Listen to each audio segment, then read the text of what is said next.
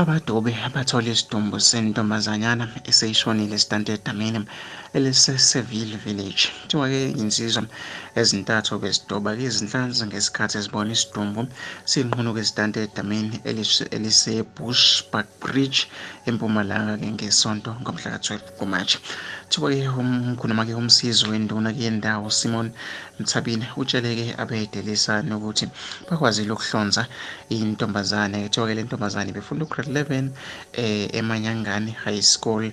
Kuthiwa-ke le ntombazane ibiqashwe-ke endaweni ngoba-ke akusiyo-ke endawo ingasePhalaborwa empumalanga. Uthi-ke uMthabile uthe le ntombazane-ke isihlale yodwa izinsukwana ngemva kokuthi-ke umngani wayo omkhulu oyindodakazi yomnikazi wendawo ethola-ke ithuba elingcono egoli. Uthe ucingo lwakhe lutholakale phansi-ke ekamelweni lakhe, kanti-ke amamaki ezicathulo egcekeni kakhombisa ukuthi bekuliwa-ke ngayizolo. Kuthiwa-ke isoka lakhe agcina ukubonakala nalo-ke ngalolu busuku lithi-ke lamhambisa ekhaya ngemva kokuchitha-ke isikhathi bezulazula noma-ke bendawonye-ke endaweni yokoma. Uthe-ke umshiya ekamelweni akazi ukuthi-ke noma-ke kwenzakaleni.